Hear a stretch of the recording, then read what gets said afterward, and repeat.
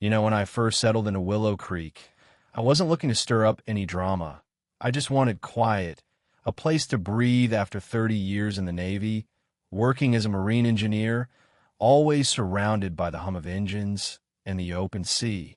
My little house sat right on the edge of Willow Lake, a glassy stretch of water framed by old oaks, the kind of place that feels like it's holding its breath, waiting for you to sit still and listen. I built a dock out there, nothing fancy, just a solid stretch of cedar with a bench at the end where I'd park myself at dawn, coffee in hand, watching the mist curl off the water like a memory. That dock wasn't just wood and nails, it was my peace, my way of anchoring myself after years of deployments, of checklists and orders. I'd launch my beat-up aluminum skiff, the kind you can't even buy anymore, and row out to where the world felt simple again, just me, the water, and the occasional heron gliding by. The HOA, Willow Creek Homeowners Association, they'd approved it back in 2012, stamped and signed, no questions asked. I kept those papers in a folder, tucked away in my desk, because the Navy taught me one thing. Always have your proof ready, because calm waters can turn choppy fast. Trouble showed up in the form of Linda Voss, a new neighbor who moved into the big modern house 3 doors down, all glass and sharp angles, with a security camera that blinked like it was judging you. Linda didn't just move in. She stormed in, got herself elected HOA president faster than you could say bylaws, and started throwing her weight around like she owned the lake itself. Whispers floated around about her, how she'd sued her old HOA in Arizona, how she had ties to some real estate outfit pushing to upgrade our sleepy little community. I didn't care much for gossip, so I kept my head down until the day a letter showed up in my mailbox. Dear Mr. Dan Harper, it read, all prim and proper. Your dock may not comply with current HOA aesthetic standards. Please schedule an inspection within 10 days. Aesthetic standards? My dock had been there for a decade, untouched, approved, and suddenly it's a problem. I pulled out my folder, checked the original permit, everything was in order down to the county stamp. I called the HOA number, left voicemails, sent emails. Crickets. A week later, another letter, this time sharper. Dock usage suspended pending review. Suspended. My dock. My land. My peace.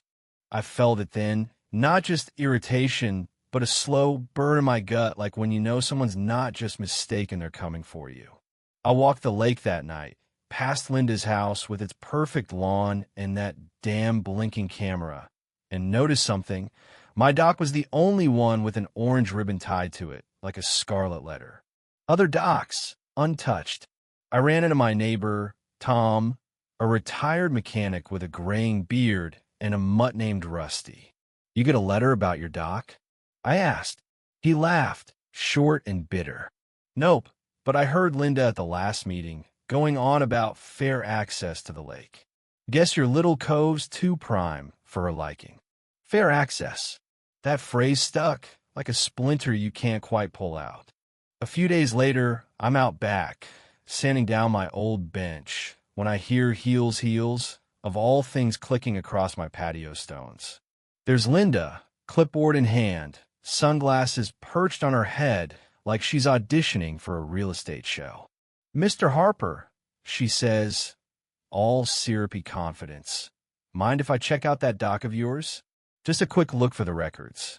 I wipe my hands on a rag, slow, giving her nothing. It's right where it's been for 10 years. I say, gesturing.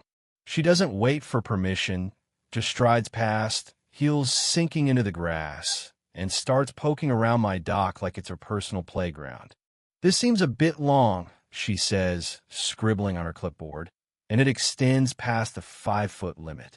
I step up beside her. That limit came after my dock was built. It's grandfathered in. I got the papers. She blinks, like she didn't expect me to push back. Oh, do you? Well, we'll need to review that. This lake's common property, you know. I don't budge. Not according to my deed. The shoreline's mine, up to the water line, per county law. Section 14C, riparian rights. Her smile tightens, like she's swallowing something sour. "You're very prepared," she says, snapping a photo with her phone. "For the records." Then she steps onto my dock, and I swear I can feel my jaw clench as her heels clack against the wood. She takes a panoramic shot, calls over her shoulder. "We're just making sure it's safe, Dan. No handrails. Old wood could be a liability." I don't take the bait. "It's my liability on my land," I say. She laughs, sharp, and walks off, already on a call before she hits her driveway. That night, another letter taped to my door like a taunt. "Dock usage prohibited. Unsafe common structure." Common structure. That's when I knew this wasn't about safety or rules. It was about control, about Linda wanting to flex her power, and my little dock, sitting on the best cove in the lake, was in her way. I call an old Navy buddy, Mike, who now does shoreline work. "Stake your boundaries," he said. "Get a camera, document everything. She's overstepping, and that's a civil violation." So I did. Pulled out my survey, marked the property line, set up a small motion camera, and put up a sign, "Private property. No trespassing." I wasn't playing her game anymore. But Linda didn't stop. I came home one day to find my dock roped off, yellow nylon, and a shiny new padlock, with an HOA tag screaming seizure in effect. My boat, my old skiff, was gone, rope cut clean, drag marks in the sand. I stood there, hands shaking not with fear, but with that cold, focused anger you get when someone's crossed a line they can't uncross. I snapped photos, recorded a video, called the county to confirm my permit's still valid, no inspections on record, and then called Sarah, a retired JAG officer I'd served with.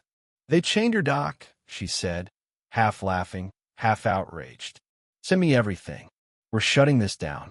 I started digging deeper, reading the HOA charter, all 50 pages of it, and found gold. A clause saying no property enforcement could happen without a county inspection and board vote. Linda had neither.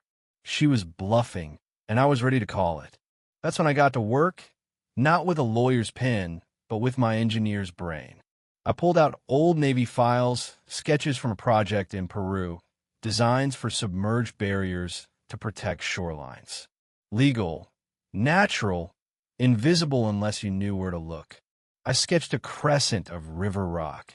Just beyond my dock, placed within my riparian boundary, my legal water rights. It'd stop a speeding boat, not sink it, just enough to make a point. I called in a favor at the quarry, got 2 local kids to help haul stone, and by dusk, we'd built it, a submerged shield, marked with buoys, filed with the county, all above board. The neighborhood was tense, like a hell breath. Linda stayed quiet, but her notices got nastier, threatening fines, litigation. I didn't bite. Instead, I talked to neighbors Tom, Ellen, old Mr. Grayson with his prize roses. They'd all gotten letters from Linda. Fines for wind chimes, for garden gnomes, for unapproved mailbox colors. One by one, they signed statements, shared stories, built a case with me. Then came Linda's big move, a Willow Lake Gala, a boat party to show off her control, her shiny cruiser gliding across the lake like she owned it.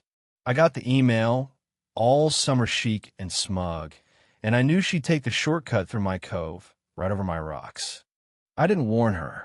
I just sat on my bench that night, lantern glowing, watching the water hide my work. Saturday came, all dragonflies and barbecue smoke, and at 5 p.m., Linda's boat roared to life, a white beast, chrome gleaming, music blaring. She stood at the bow, champagne in hand, waving like a queen. Neighbors clapped, but I saw the glances, the whispers.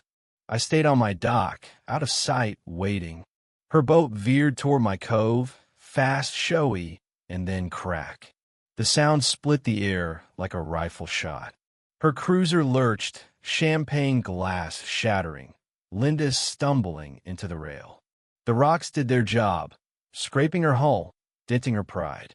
She screamed, Not words, just raw panic as the driver reversed, metal shrieking against stone. Neighbors gasped, phones came out, and I just stood there, arms crossed, letting her see me. The party died.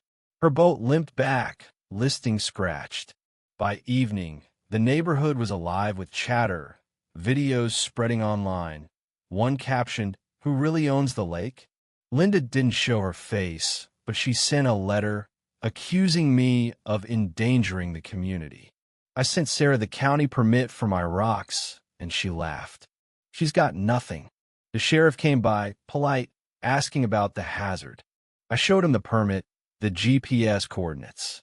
"Looks like she hit what she wasn't looking for," he said, eyeing her dented cruiser.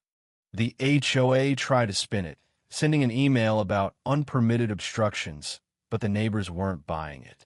Ellen posted online, calling me the guy who saved the lake from a tyrant.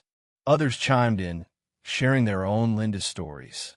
The HOA meeting was packed, people shouting her down, her voice cracking as she stormed out. She was voted out 48-3. The lawsuit came next, her last swing, claiming I'd endangered her boat, defamed her. Sarah tore it apart in court, with emails from Linda's own board proving she'd acted alone. No vote, no inspection. The judge, a no-nonsense woman, tossed the case, ordered the HOA to unlock my dock, pay my fees, and apologize. Linda left the courtroom, deflated, gone from Willow Creek within weeks. The chain came off my dock, and something shifted. Kids fished again, porches filled with chairs, laughter came back. Neighbors started visiting my dock, not asking, just sitting like it was theirs too. Someone carved a sign, Harper's Haven, and nailed it to the post. I didn't ask who. I joined a new residents group, not to lead, but to watch, to make sure no one like Linda ever took hold again. One night, a letter came, handwritten, no return address. "Dan, I thought control was strength. I was wrong. Forgive me. I tucked it away, not out of anger, but to remember what power does when it's unchecked. The lake's quiet now, reflecting the oaks like it's forgotten the fight. But I haven't. It wasn't just about my dock. It was about standing up when someone tries to take what's yours, not just land, but peace, dignity, home. So what do you think? Was I right to fight, to build those rocks, to push back? Or should I have let it go? Kept the peace? Drop a comment. Tell me your stories ever had an HOA bully or fought for what's yours. Let's talk about it.